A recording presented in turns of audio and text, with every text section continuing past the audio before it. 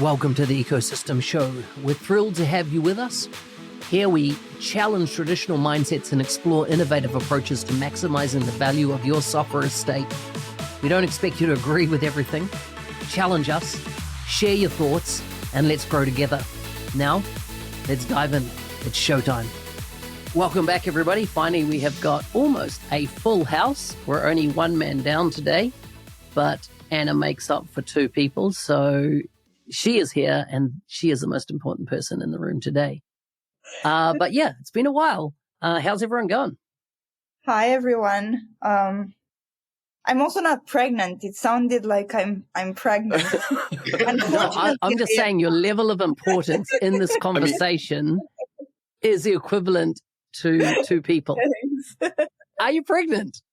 I'm not, unfortunately. I wish I was, but I'm not. I think since the last time the four or five of us were together on a podcast, let's see, for Anna and me, inside of a 6-week period, I suffered a stroke, and Anna was caught in Valencia, Spain, in those horrible catastrophic flooding, the flooding that happened there. So I don't know about you guys, but Anna and I both very, very luckily okay.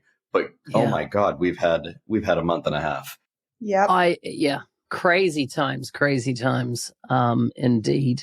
And, you know, I was across, of course, your near-death experience. And we don't joke about that, do we, Anna? We do not. It's against the law. I will kick your butts. Exactly. I was just saying, the videos of Valencia are mind-blowing. It's like something out of a movie, the level of carnage. I think I've never seen anything like it, and I did not think that Europe is the place for anything like it either. So I think the geography of it all is striking as well, because this has not happened in like the US or Asia or the Caribbean, where people are kind of prepared. I'm not saying it's better in those places, but at least people are prepared. In Valencia, people don't know what to do. If it happens in England, we won't know what to do. But we're seeing more of this. That's the concern here, isn't it? You know, not to go into the whole climate change topic, but you know, look at the Danube River as well, and it's burst its banks, completely destroyed Budapest all the way down to Slovakia, etc. And now we're seeing this in Valencia. It's becoming more and more frequent. It's not becoming like an abnormal occurrence, and that's what's worrying. Crazy. Well, that's a great positive start to the podcast. So. Well, I can put something positive on this, and I know it sounds trite and corny, but sometimes you just go through moments in your life that remind you to go home and love your kids or love your partner and be with your family, and sometimes you just go through those moments in life that remind you of what's really important. So true. Yeah, go love your people, everyone. Do it. I took 18 months off because of that, 4 deaths in 1 year in my family. And it definitely is sobering. And I was at the height of my career at that point. When I say the height of my career, I was on a good, I still got way more heights to go. The office Will's made me, I know I've got many mountains to climb. But yeah, it is a sobering thing, and, good reality check, about what is the thing that's important in life. Yeah, it really is. So transition time like that. What are we talking about today? So a couple of weeks ago, maybe a month, Anna and I sat down together and we did a podcast. In fact, the specific podcast was episode 612. And if you want to go back and have a look at it, and we're talking about trust and the importance of trust between partners, between customers, and between Microsoft. And so, we get feedback on episodes, and I just want to share some feedback on one of the episodes that we got from Rachel Roberts. And I'm wondering, Anna, do you want to just read out what she says? Because I think it's a good thing to drill into today in a bit more detail. Yeah, I think you're right. First of all, I love those episodes that we get to do together, because I feel like it can turn pretty interesting, without being sometimes as geeky as usual. The one-to-one episodes, I've done a couple of them with Mark, and I with the greatest fondness for the other three of you. The one-to-one episodes with Mark are totally different because, as you heard, he's done at least 612 podcasts. They're fun. They're really fun to do. Thank you, sir. So here's what Rachel's saying here. She's saying, this episode's on my watch list, so pardon me if my comment is redundant. I love the topic of trust in business and in AI. I believe humans need to work together and be involved and intentional with the integration process of newer technology. How do we want to work alongside AI, quantum, new tech? What benefits do we see and how do we plan a path towards them instead of letting organic doubts seed the way? We need intention to set a clear vision, and the only ones that can do that is us, and I mean all of us. We need to be involved in shaping the positive, bright future and all that is available. Otherwise, other undesirable or more difficult possibilities can emerge. We'll lose sight of the original goal. Change is so hard, but we get to decide on what process looks like. If we put intention behind it, in doing so, you can build trust and reduce fears of uncertainty, not just in AI, but in each other as well. I just think this is like a totally beautiful comment. Your comment is absolutely not redundant because it offers such an interesting perspective, because we were talking about the trust between customer and consultancy, customer and, providers such as Microsoft and so on and so forth. But I think Rachel's talks about the trust in ourselves and our own teams and our own processes and in our own path, in the end, because it's so tempting to just fall in love with your skills and then forget about that path to change or to adoption of new technology and how intentional you are with it. I think it's an interesting comment. I thought it was interesting in the kind of the pre-recording before we hit the record button on this. Each of us pulled something different out of that comment. So yeah, first of all, absolutely, Rachel, thank you so much for listening and for the great comment. The part that I pulled out of that was the idea of vision and intentionality for how how an individual and how an organization adopts artificial intelligence or any technology. So I actually just have spent the last couple of days with an organization that is really at the beginning of their AI journey. And of course, like almost every other organization on the planet, that also means that at the beginning of their data journey, their data platform journey, they're talking about Power Platform. They're talking about modernizing applications to make the data in those applications ready for AI. And what so many organizations, including, by the way, CIOs and other executive or C-level leaders, I still hear so much of is, essentially, we want the AI. We think it's good, or maybe we're panicked because we don't have it. We want it. And I hear a lot of still obsessing about use cases or scenarios or, the specific workloads or the specific use cases. And I always try to back these organizations out and say, let's be intentional and let's all of us think about what our collective vision is for the application of this technology inside of, whatever it is, our team, our organization, across the workforce, whatever. So, the part that I really pulled out of that comment was just the importance of vision and intentionality. I'm sure we'll dig into it. Will, what do you think? So there's definitely elements of that, and I agree with you, and I would echo what you said, Andrew. And I think it's quite funny when we look at the adoption of technology over the past sort of 20 years. It's normally either IT pushing up to the exec level, or line of business owners going, "We need this," and pushing up to the exec level. but because of the Gartners of the world, the Financial Times, even BBC and all the other news articles, for once it's the exec boards going, we need this. We don't know what it is, but everyone else is doing it, and I want a slice of it. Right. We're terrified. Bring it to us. And it's quite interesting, and it does. You are right.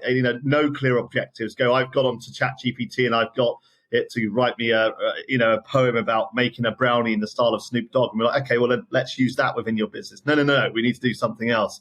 So I definitely picked that up as well. But I also picked up, the fact that there's a lot of change management with items such as this, because people freak out around words, especially like AI, even quantum. Actually, I found it fascinating. She actually called out quantum, and it'd be a nice one to dig into, a bit of qubits, etc. But AI already means a lot to people in this world, thanks to Hollywood. And it's always seen as this quite evil thing that's going to take everything away. And every time we bring out automation, even the calculator, when it first came out, the accountants went mad thinking they had no job left from it. So I think change management and adoption management and enablement here and digital literacy is really key. And I think those are some elements it jumped out to me when reading that. And once again, a fantastic comment. And thank you for sharing that with us. Let's take a quick break. Are you ready to transform your career in just 90 days? Join me on the 90-Day Mentoring Challenge and unlock your full potential. As I listen to the podcast, enroll now and get 10% off using the code MBAP. That's MBAP at the checkout. Don't miss this opportunity to learn from industry leaders and accelerate your growth. Visit ako.nz365guy.com and start your journey today. Yeah, just to pull on that thread a bit, I've been working with a bunch of folks in the role of CTO across the world. And when I say a bunch, over 100 of them in the last couple of weeks that fill this role. And one of the common threads around these executive discussions is FOMO. They are worried that their competitor is going to get ahead of them. So it's not like that they have hey, this is what we want to do. This is how they're just like, we don't want to get left behind. And as you say, they're here in the Gartner reports, etc. One of the observations I've made, IT is still the handbrake because it's another piece of tech that they've got to maintain and look after. And so they're just like, whoa, slow down. One organization came across, said, listen, we know our data is shocking. And we don't want people, the whole, security by obscurity. They know. The IT department knew. They said, listen, it's going to take us 2 years. Let's just not.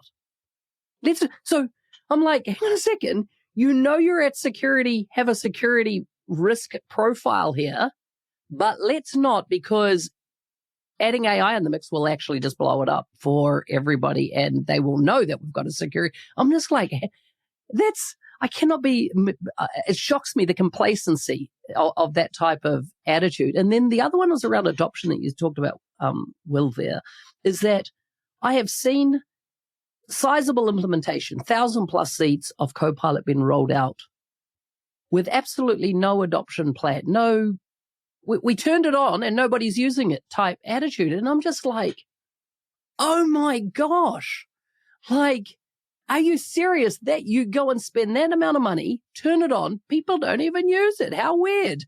And I feel that this AI needs more of an adoption rigor to it than perhaps a lot of the other IT rollouts that we've had in the past. Cloud to a lot of people was transparent to them. They didn't see it, right? Your servers moved. It wasn't going to be a big deal to the end user, but to not put and I'm a big fan of ProSci, a proper change methodology in place to actually take people on a journey and increase their AI literacy by 30%, it's got to be intentional. It can't be just, let's see how they go. And I think fundamentally the biggest reason people are not adopting it at the speed that they could be, particularly the chat experience, is that chat window looks very similar to a search window in Google.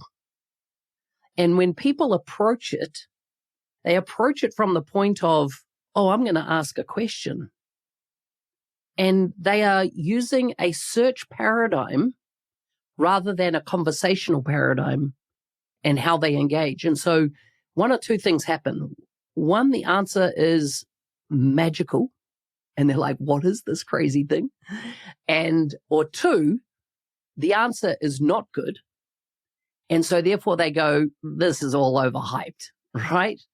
And I had this metaphor that I shared on a podcast I was on out of Turkey this week. I was a guest on somebody else's podcast, which is crazy. I've never done this forever. And then all of a sudden I'm getting asked to all these different podcasts to be a guest. And what came up is that I said to the host, I said, when people approach AI, and you've gone through a rigor around training, around practice, and around using it, you and I, if you haven't trained, if you haven't gone through an adoption process, we're going to have widely different results. I said it would be like you being trained for 10 years as an oil painting artist. You would pick up the brush. What you would create after 10 years of practice and rigor would be something probably amazing. I said, if I picked up that same paintbrush, had the same set of oils, the same canvas as you, you're going to get a stick figure, right? Because that's the level of my skill and training. So do I say, oh no, the paints and the artist brush and the canvas, they've got the problem? Or is it the difference is one has been trained, one has had practice, one gets a totally different outcome? I think you can take that same example and apply it on not any, but a lot of the technology, especially low code, right? Low code came out with this paradigm that everybody can use it, right? The citizen development movement and like all these people trained to do low code, and it created a discrepancy between low code developers and pro code developers. And going back to trust a little bit, now we are asking pro code developers to create enterprise applications because they are the professional developers. Only they haven't trained with the brushes and the paint. So, and I'm not trying to say that they create ugly canvas apps. I'm trying to say that they're going to go back and try and mold something else, i.e. write the code because they haven't been trained and they do not trust the technology and they do not trust their team. And that's a big problem for like all of us, regardless on which side of the story you are, whether you are a pro code developer or a low code developer.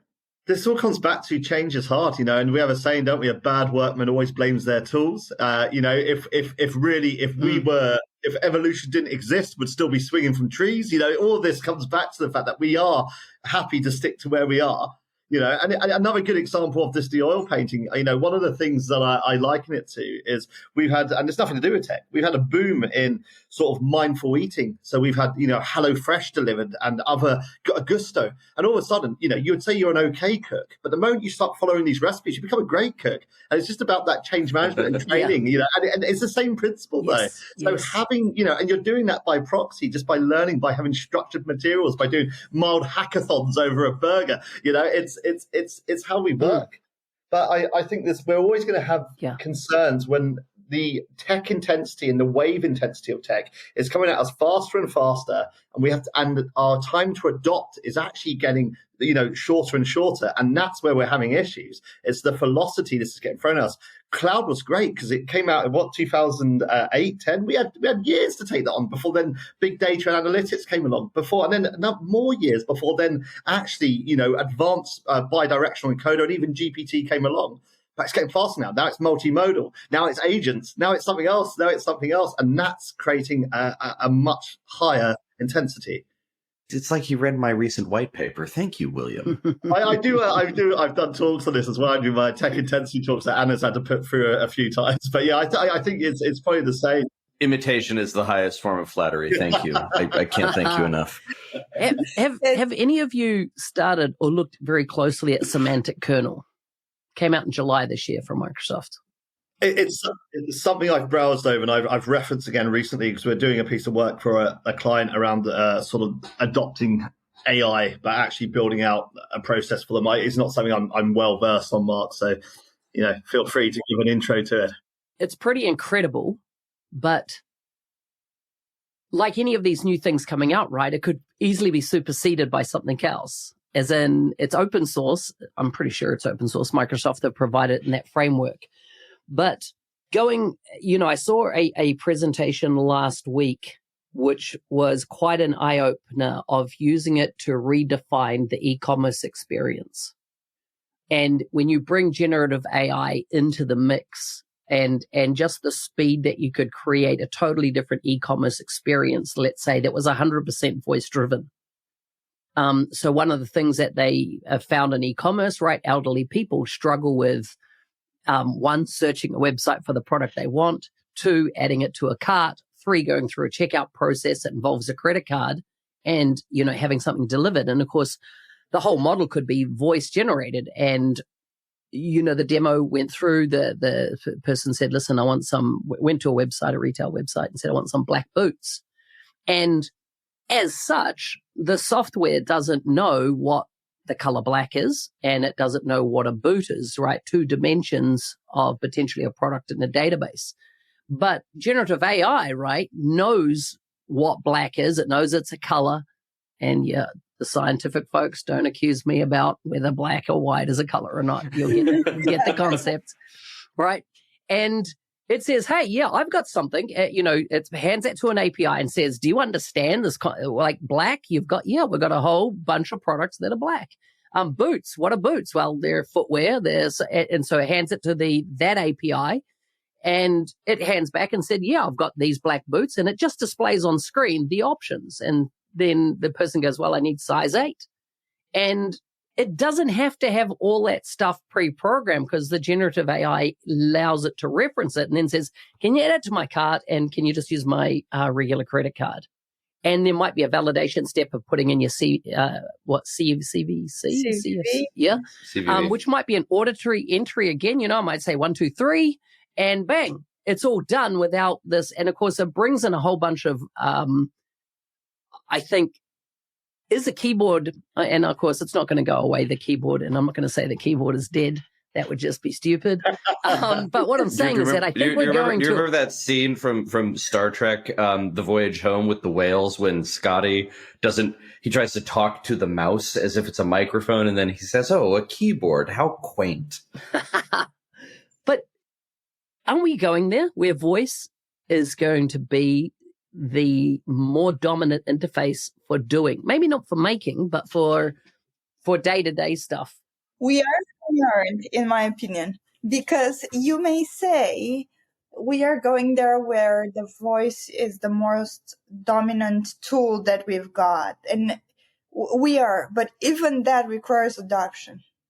To give you an example, now if you go into an IKEA and you pick up your products, and then you go to the self-checkout tills, you can't actually self-checkout. You need to download an app and then scan your products with the app and then scan the checkout on your phone, and then you can pay.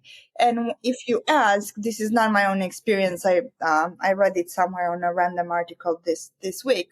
When they asked the assistant what the hell just happened, the assistant was like, well, this is much easier for you because you can scan products as you go through the shop. And but they didn't know.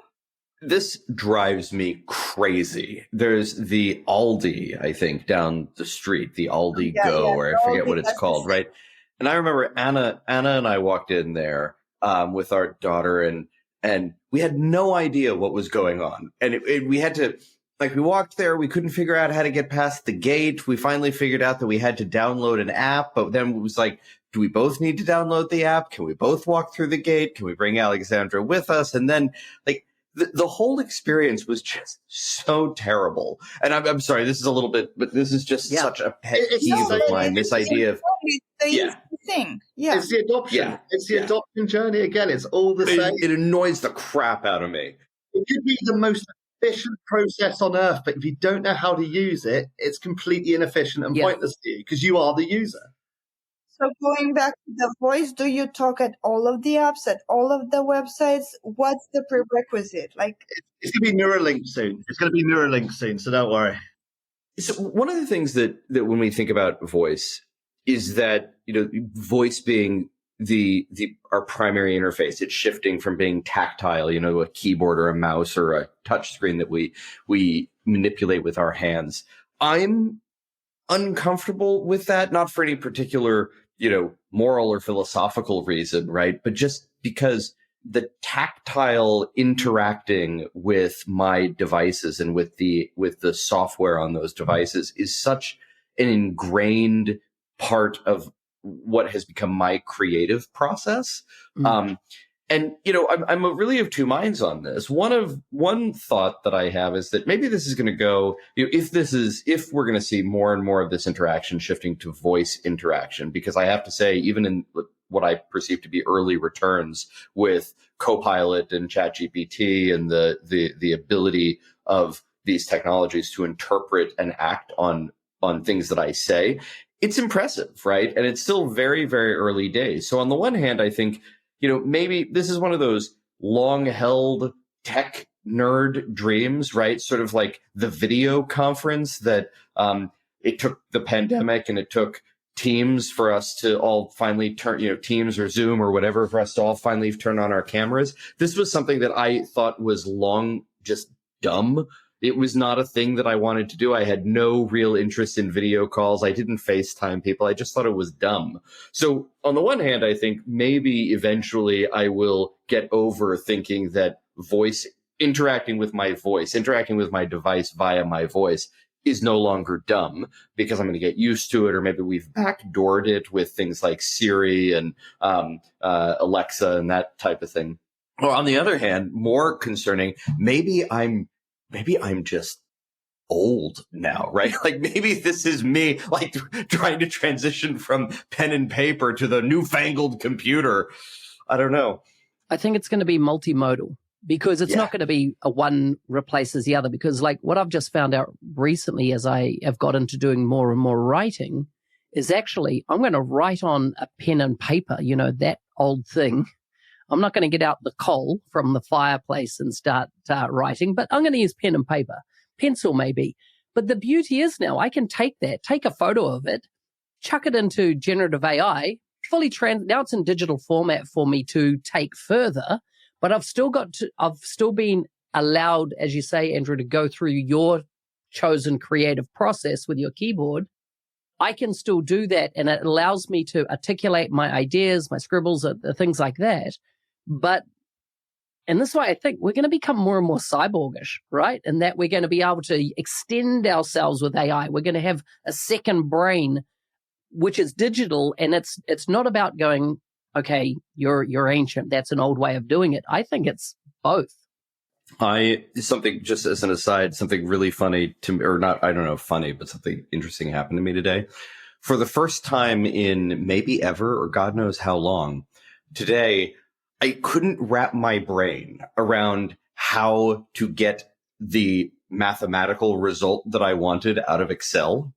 And I did first, and then I realized, well, I don't own paper, so it's going to be the iPad. So I pulled my iPad out of my backpack and I got the Apple Pencil and I scribbled there. And I actually did the math. I had to draw a little picture of a pie chart and I did the math. I scribbled it. And then I said, okay, I now understand what I'm trying to get Excel to do. And I copied it over from Excel, but it was maybe the first time ever that I actually went from Excel, which I couldn't figure out how to get to solve the math problem, and I worked it out on paper. So that was an odd experience today. Will.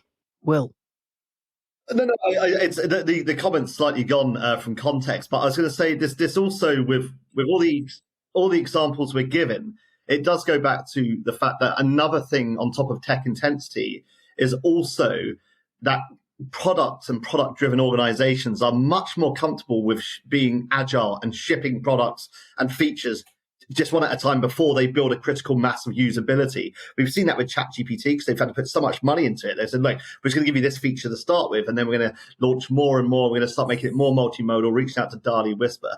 If we look at this and actually look at tech intensity over the years, so even the smartphone back in 2002, when it first came out, no one remembers Handspring Trio. No one remembers that's the first one, the first. I do. That thing was awesome. I loved my Treo. That thing was great. But when it first came out, it was an analog phone that could connect to the internet. It only had a browser. But what happened from there? Is that there was a bit of adoption, but then actually we fast forward and the big man himself, Steve Jobs, stands on stage in 2007 or whenever it was and goes, yeah, it can connect to the internet, but it can take pictures, it can listen to music, you can send images, you can do, and it's suddenly because they rolled out more and more, which was actually not that much more complex than what Handspring Trio did. Suddenly everyone went wild for it, and now it's used by 80% of the global population in general smartphones. If you want I think go back and watch, if you're listening to this, go back and just look it up on YouTube. And Steve Jobs keynote when he announced the iPhone. It's one of the greatest. It's like one of the greatest bits of showmanship, and the way that he, it's, are you getting it? It's an iPod. A phone. It's a phone. Internet browsing device. It's a music player. Like it was four things, wasn't it? It was four things that he said, all in one device. Yeah, I'm so it's such a moment. Go back and watch it on YouTube. Pour yourself a glass of wine. But he was selling a lifestyle at the same time. He was a clever guy. Yeah, yeah. Largest company in the world till 24 hours ago was Apple, and I don't know if you have seen, but now Nvidia. Is the number one company in the world. Yeah, I've seen it coming. They were so smart. They were so incredibly smart. How crazy though? Like, as in how things have changed so quickly. Incredible. I mean, it didn't change quickly, but nobody paid attention to Nvidia. Everybody thought they were just producing like. What happens when there's a gold rush? Do you go find the gold, or do you sell the pickaxes? It's one of those scenarios, right? And they went to sell the pickaxes. Right? Yeah. Just like Cisco with the internet, right? Cisco built the infrastructure of the internet. I had to look this up because I didn't want to make a false statement, but this is true. NVIDIA's market capitalization is greater than the entire gross domestic product of the United Kingdom. And that's going down rapidly.